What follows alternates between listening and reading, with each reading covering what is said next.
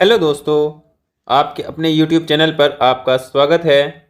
आज की वीडियो में हम एक जन्म कुंडली का विश्लेषण करेंगे। जन्म कुंडली के डिटेल्स हैं 2 अक्टूबर 1982 और जन्म का स्थान है लक्सर, उत्तराखंड। जन्म समय है सुबह के 10:30। देखिए, जो जन्म कुंडली बनती है, ये जो जन्म कुंडली आई है ये है वृश्चिक लगन की। और वृश्चिक लगन के जो स्वामी बनते हैं मंगल, वो लगन में बैठे हैं रोचक महापुरुष राजयोग लगाकर बैठे हैं। तो ये अपने आप में एक श्रेष्ठ स्थिति मानी जाती है। और यहाँ पर ये 15 डिग्री के हैं, तो मतलब ये भाव वाइज भी अच्छे हैं, राशि वाइज भी अच्छे हैं और डिग्री वाइज भी अच्छे हैं। तो ये अपने आप में एक श्रेष्ठ स्थिति कुंडली में बनती है कि जब लगन का स्वामी लगन में ही बैठ जाता है, तो ये अपने आप में व्यक्ति के जो अंदर है वो बहुत अधिक महत्वाकांक्षा को बढ़ा देता है। व्यक्ति की जो चाहते होती हैं बहुत अधिक होती हैं, बहुत बड़ा बड़ा व्यक्ति सोचता है। और देखिए, ग्रह मजबूत है, अच्छी अवस्था में है, 15 डिग्री पर है, तो व्यक्ति करने की क्षमता भी रखता है। व्यक्ति जानता है कि वह बहुत कुछ कर सकता है, बहुत बड़ा नाम कमा सकता है, बहुत बड़ा फेम सब कुछ कमा सकता है। और दुनिया में प्रसिद्ध होने की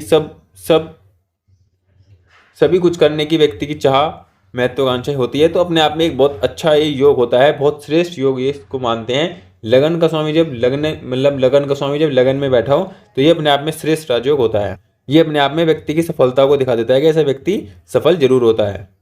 उसके बाद हम बात करते हैं, देखिए, पंचम भाव के स्वामी की। पंचम भाव के स्वामी बनते हैं गुरु, जो जाकर बैठे हैं 12वें भाव में। तो ये अपने आप में एक अच्छी स्थिति नहीं होती है। पंचम का स्वामी 12वें में जाना व्यक्ति की शिक्षा में बाधा उत्पन्न करता है, व्यक्ति के जीवन में संतान सुख की कमी करता है, व्यक्ति के जीवन में उसकी बुद्धि द्वारा लिए गए फैसलों को उसको गलत दिखाता है कि व्यक्ति जो फैसले लेता है वो गलत होते हैं। व्यक्ति की बुद्धि जो है सही समय पर सही डिसीजन नहीं ले पाती है, अच्छे डिसीजन नहीं ले पाती है। तो ये अपने आप में एक अच्छी स्थिति नहीं मानी जाती है। पंचम का स्वामी 12वें में गया हो और वो भी शत्रु राशि में। और देखिए, इधर मंगल है, इधर शनि है, सूर्य है, तो ये पाप कर्तरी में भी यहाँ पर आए हुए हैं।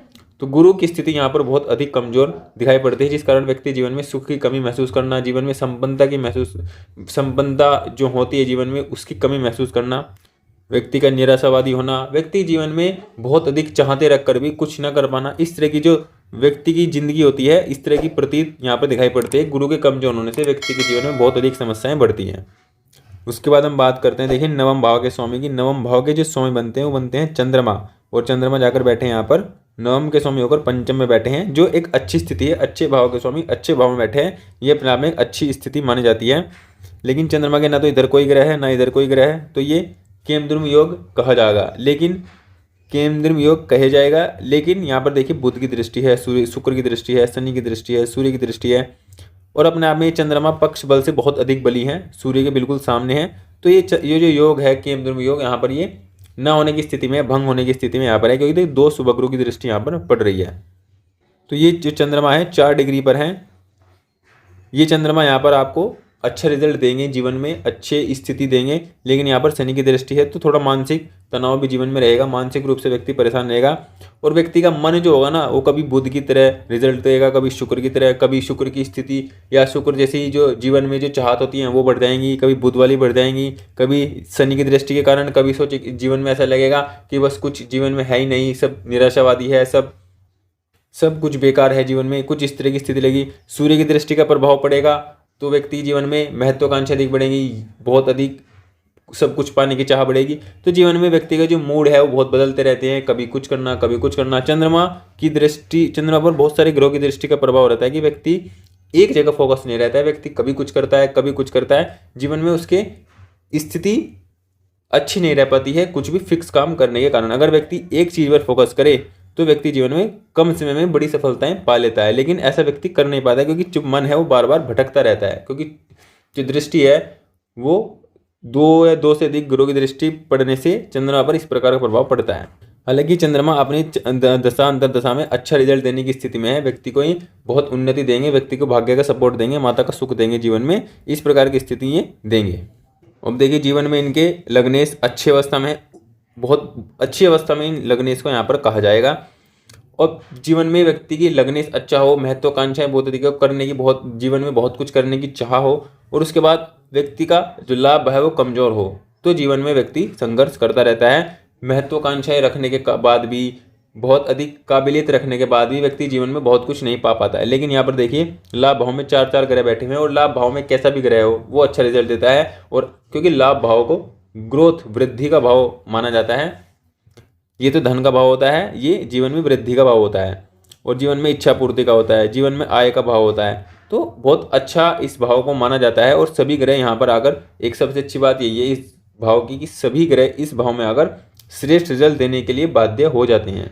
और देखिए बुध की यहाँ पर राशि पड़ती है और बुध यहीं पर बैठे हैं, तो बुध इसमें उच्च राशि में भी हैं। तो ये अपने आप में एक श्रेष्ठ स्थिति है कि लाभ भाव आपका बहुत बली है, बहुत अवस्था में। दो शुभ ग्रह यहाँ पर हैं। लेकिन देखें यहाँ पर शुभ सूर्य और शनि भी यहाँ पर यहीं पर हैं। तो यहाँ पर ये कॉन्फ्लिक्ट जो है सूर्य और शनि का, ये भी यहाँ पर बना रहेगा। लेकिन देखिए सूर्य यहाँ पर 15 डिग्री पर हैं और शनि यहाँ पर 29 डिग्री पर हैं। तो ये इसको कोई कॉम्बिनेशन नहीं माना जाता है। जब 10 से अधिक डिग्री किसी भी दो ग्रहों के बीच में भाव में होती है, मतलब एक भाव में दो ग्रह हैं और दोनों के बीच की डिग्री 10 या 12 से अधिक है, तो फिर वो युति नहीं माने जाते हैं। उसको सिर्फ वो दिखाई पड़ते हैं कि साथ में हैं, लेकिन वो कोई प्रभावी युति नहीं होती है। प्रभावी इसका जो ये कॉम्बिनेशन बनता है इसका कोई इफेक्ट नहीं होता है कि सूर्य और शनि की जो कॉम्बिनेशन यहाँ पर बना हुआ है इसका कोई विशेष प्रभाव मिलेगा, क्योंकि डिफरेंस बहुत अधिक है। इसलिए सूर्य अपना यहाँ स्वतंत्र प्रभाव देने की स्थिति में है। बुध भी यहाँ पर अस्त हैं, शुक्र भी यहाँ पर अस्त हैं। तो शुक्र अस्त होने से जीवन में थोड़ी कमी रहती है, व्यक्ति थोड़ा उदासीन रहता है, व्यक्ति के जीवन में जो चेहरे में जो चमक होती है वो कम होती है, और व्यक्ति को जीवन में वैवाहिक सुख की कमी भी रहती है। शुक्र यहाँ पर नीच राशि में भी है, लेकिन यहाँ पर बुध बैठे हुए हैं, तो नीच यहाँ पर भंग है। और नीच भंग होने के कारण व्यक्ति के जीवन में जो नीच भंग राजयोग भी यहाँ पर बनने की स्थिति में है शुक्र। तो अब देखिए इनको 31 अक्टूबर आएगा, ये जो आने वाला है 31 अक्टूबर, इसको केतु की दशा समाप्त हो जाएगी। और केतु की दशा समाप्त होने के बाद इनको जीवन में शुक्र की दशा शुरू होगी। अब शुक्र की दशा इनको 2023 में शुरू होकर 2043 तक इनको रहेगी। 20 साल तक इन पर शुक्र की दशा रहेगी। अब देखिए शुक्र यहाँ पर नीच राशि में है, तो शुक्र यहाँ पर लाभ भाव में है। इसका मतलब है कि जीवन में आपको भौतिक सुख सुविधाओं की प्राप्ति होगी। जीवन में जो भी आपकी चाहते हैं, जो भी आप जीवन में चाहते हैं, भूमि भवन वाहन का सुख या किसी भी प्रकार का सुख, तो आपको मिलेगा। शुक्र की दशा आपको सब कुछ देगी। लेकिन शुक्र में जब शुक्र का अंतर होगा ये आपके लिए ठीक नहीं होगा, क्योंकि शुक्र यहाँ पर नीच राशि में है, किसी भी दूसरे ग्रह का सपोर्ट यहाँ पर नहीं मिल पाएगा। तो शुक्र में ये 3 साल का समय होता है, जिसमें 2023 से लेकर 2026-27 तक का लगभग समय ये बनेगा, जिसमें आपको थोड़ा और संभल कर रहने की आवश्यकता है, जिसमें थोड़ा और आपको सावधानी पूर्वक जीवन में निर्णय लेने की आवश्यकता है। उसके बाद आपके जीवन की जो स्थिति है वो बहुत श्रेष्ठ हो जाएगी। और लाभ भाव में बैठा ग्रह व्यक्ति के जीवन में लाभ देने की स्थिति बनाता है, जीवन में लाभ को बढ़ाता है, जीवन में धन को बढ़ाता है, जीवन में आय को बढ़ाता है, जीवन में संपत्ति को बढ़ाता है। और शुक्र जिन चीज़ों का कारक है, सुख का कारक है, भौतिक सुख सुविधाओं का कारक है, भूमि भवन वाहन का कारक है, तो इन सबको बढ़ाने का काम यहाँ पर शुक्र जो है वो करेंगे। तो ये इनके कुंडली के ग्रहों की स्थिति है और इनका प्रभाव है। इनके कुछ क्वेश्चन हैं इनकी कुंडली को लेकर। इनका पहला क्वेश्चन तो यही है कि इनकी जो धन की स्थिति है वो कैसी होगी और आने वाले समय में धन की स्थिति किस प्रकार की रहेगी। देखिए धन की स्थिति की बात करें तो दूसरे भाव में केतु हैं, जो कि अच्छी अवस्था में है, गुरु की राशि में है। तो यहाँ पर भी केतु ठीक अवस्था में, धन की अवस्था में बता रहे हैं। देखिए लेकिन यहाँ पर जो स्वामी है, दूसरे का स्वामी 12 में गया है, ये अच्छी स्थिति नहीं होती है। दूसरे का स्वामी 12 में जाने से अगर वो मित्र राशि में हो तो भी व्यक्ति के जीवन में धन की स्थिति ठीक रहती है। लेकिन यहाँ पर देखिए गुरु कितने पीड़ित हैं, राहु की दृष्टि यहाँ पर है, मंगल और सूर्य या मंगल या शनि 2 पाप ग्रहों के बीच में आए हुए हैं, पंचम के स्वामी या दूसरे के स्वामी होकर 12 भाव में हैं। तो ये अपने आप में हर प्रकार से पीड़ित ये गुरु ग्रह हो रहे हैं। अब गुरु ग्रह का पीड़ित होने का मतलब ये है कि व्यक्ति के जीवन में सुख की कमी रहती है। व्यक्ति को जीवन में चाहे कुछ भी प्राप्त हो जाए, लेकिन सुख की कमी यहाँ पर जीवन में रहेगी। तो ये बहुत अच्छी स्थिति नहीं है। लेकिन जीवन में देखिए धन की स्थिति यहाँ पर थोड़ी कम बैलेंस दिखाई पड़ती है, क्योंकि देखिए धन का स्वामी यहाँ पर, और धन के स्वामी का मतलब है कि जो आपका संचित धन है वो आप नहीं कर पाएंगे, जीवन में आप धन स्टोर नहीं कर पाएंगे, संचित नहीं कर पाएंगे। परिवार से जो धन मिलता है, परिवार से जो धन का सुख हो सकता है, उसमें भी आपको कमी यहाँ पर रहने की दिखाई पड़ती है।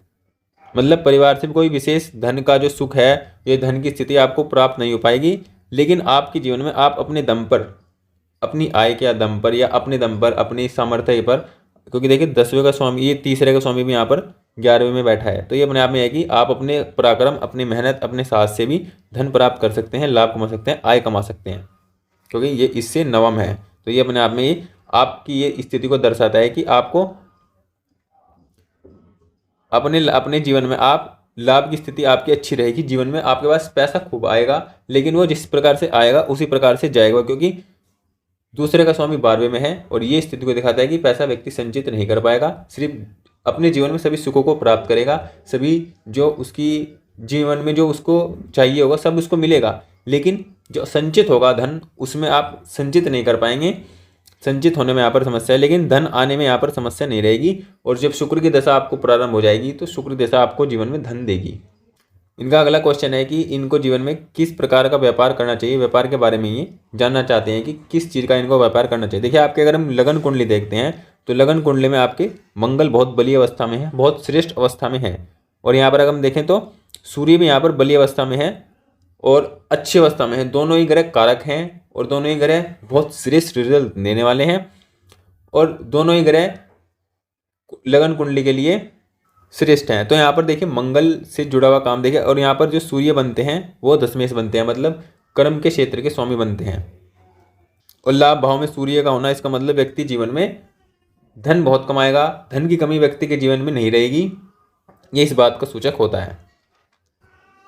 देखिए व्यापार की हम बात करते हैं तो आप सूर्य से संबंधित व्यापार कर सकते हैं लगन कुंडली के अनुसार, और मंगल से संबंधित व्यापार कर सकते हैं। अब देखिए इस चीज़ को हम नवमांश में देखते हैं। नवमांश में अगर देखते हैं तो मंगल यहाँ पर खुद की राशि में है, तो इसका मतलब यह है कि मंगल लगन कुंडली में भी अच्छी अवस्था में है और लगन कुंडली में भी अच्छी अवस्था में, मतलब और नवमांश कुंडली में भी यहाँ पर अच्छी अवस्था में है। उसके बाद देखिए सूर्य भी यहाँ पर अच्छी अवस्था में, कोई खराब अवस्था सूर्य की यहाँ पर नहीं है।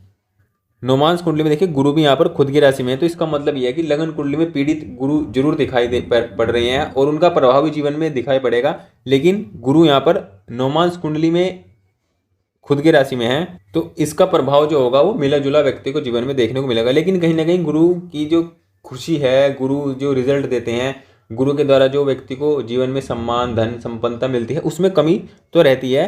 इसके उपाय कर आप इसको बहुत अच्छा बना सकते हैं। इस बात सूचक है कि आपकी कुंडली में नवमांश कुंडली में गुरु अच्छी अवस्था में है, तो आप उपाय कर और अच्छी अवस्था में इसका जो फायदा है वो ले सकते हैं। तो नवमांश कुंडली के अकॉर्डिंग भी आप अपने जीवन में मंगल से संबंधित व्यापार कर सकते हैं, सूर्य से संबंधित व्यापार कर सकते हैं। दशमांश की हम बात करते हैं। देखिए दशमांश की अगर हम बात करते हैं, देखिए यहाँ पर भी मंगल अच्छे अवस्था में अपने ही भाव में है। सूर्य यहाँ पर नीच राशि में यहाँ पर देखिए पड़ रहे हैं। देखिए आपके कर्म के क्षेत्र में सूर्य का प्रभाव कमजोर पड़ रहा है, क्योंकि सूर्य यहाँ पर नीच राशि में दिखाई पड़ रहे हैं। तो इसका मतलब यह है कि आप अपने जीवन में मंगल से संबंधित व्यापार करें तो आप अपने जीवन में श्रेष्ठ स्थिति को पा सकते हैं। सूर्य से संबंधित व्यापार ना करें, क्योंकि आपके देखिए ये दशमांश है, कर्म की आपकी कुंडली है और कर्म में आपके सूर्य का प्रभाव कमजोर है। अगर आप सूर्य से संबंधित काम करेंगे तो आपको उसका प्रभाव श्रेष्ठ नहीं मिल पाएगा। तो जो व्यापार की बात है, देखिए व्यापार मंगल से संबंधित आप व्यापार कर सकते हैं। मंगल से संबंधित आप जमीन से जुड़कर काम कर सकते हैं, लैंड प्रॉपर्टी का खरीदने बेचने काम कर सकते हैं, किसी रेस्टोरेंट का काम कर सकते हैं, मेडिकल का काम कर सकते हैं, कमीशन का काम कर सकते हैं। मंगल से संबंधित आप जितने व्यापार हैं, जितने भी काम हैं उनको कर सकते हैं। उनसे करने से आपको जीवन में 100% फायदा होगा ही होगा। और मंगल से संबंधित व्यापार आपके जीवन में धन मान सम्मान की जो स्थिति है उसको बढ़ाने का काम यहाँ पर करेंगे। अगला क्वेश्चन आपका है कि आपके जीवन में, आपने पूछा है कि क्या आपके जीवन में प्रॉपर्टी के योग हैं या नहीं है।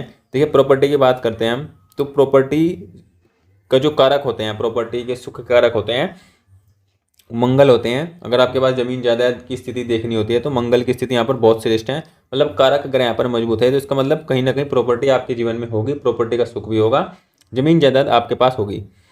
भूमि भवन वाहन की बात करते हैं। देखिए ये जो है शनि बनते हैं, वो शनि यहाँ पर लाभ भाव में जाकर बैठे हैं, लाभ भाव में बैठे हैं, लेकिन वो 29 डिग्री पर हैं, तो ये रिजल्ट देने की स्थिति में यहाँ पर नहीं है, लेकिन यहाँ पर कारक ग्रह की स्थिति मजबूत है।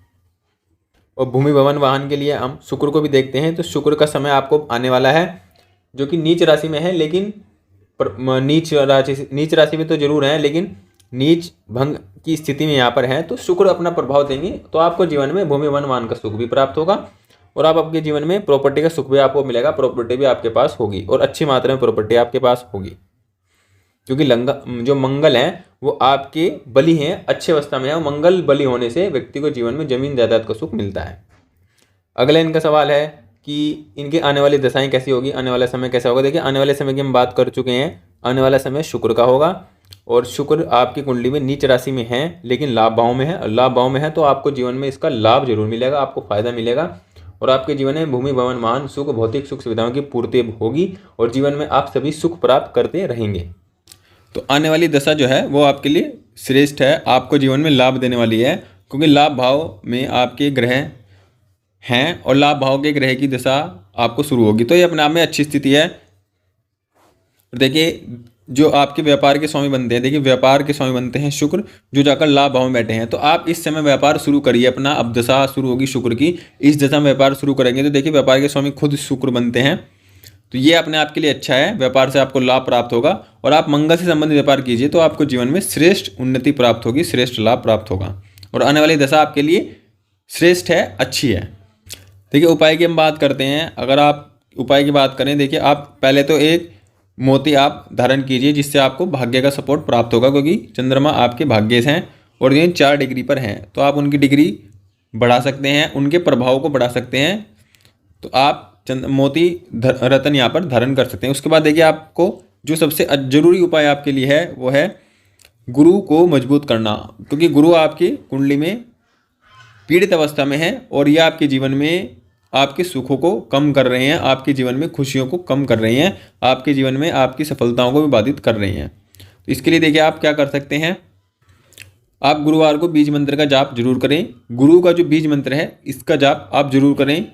गुरुवार को शिव मंदिर में जाएं, शिव मंदिर में पीले पुष्प अर्पित करें। किसी भी ब्राह्मण को आप कभी भी किसी भी गुरुवार को भोजन करा सकते हैं, कुछ खाने को दे सकते हैं, किसी ब्राह्मण को कराएंगे तो आपके लिए ये ज़्यादा श्रेष्ठ होगा। गुरुवार को पीले कपड़े पहन सकते हैं, पीले रंगों का प्रयोग कर सकते हैं, किसी भी रूप में कर सकते हैं, खाने पीने में भी। तो गुरु को आपको बलि करना जरूर होगा। बीज मंत्र का जाप आप जरूर कीजिए। गुरुवार को शिव मंदिर जरूर जाइए, शिव जी पर पीले पुष्प अर्पित जरूर करें। इससे क्या होगा, आपके गुरु जो हैं वो बलि होंगे, आपको रिजल्ट थोड़ा अच्छा मिलेगा, आपके जीवन में गुरु की स्थिति अच्छी होगी, क्योंकि गुरु यहाँ पर कमजोर स्थिति में, 9 मास में अच्छी अवस्था में वो हैं, लेकिन लगन कुंडली में कमजोर होने के कारण यहाँ पर मिला जुला प्रभाव रहेगा, जिसमें कमी आपको जरूर दिखाई पड़ेगी।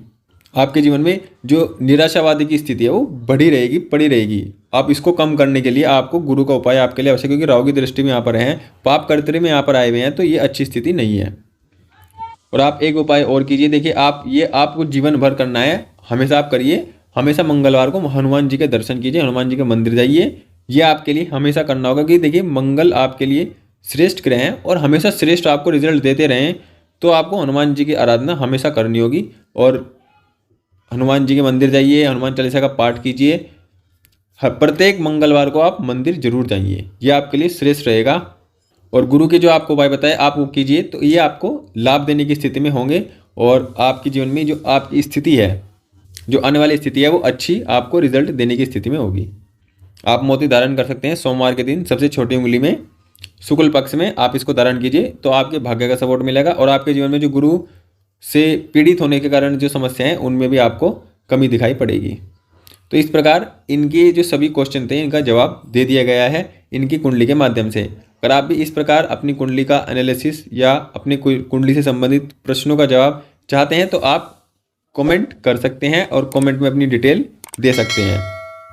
वीडियो अच्छी लगे तो प्लीज़ वीडियो को लाइक करें, चैनल को सब्सक्राइब करें। Thank you.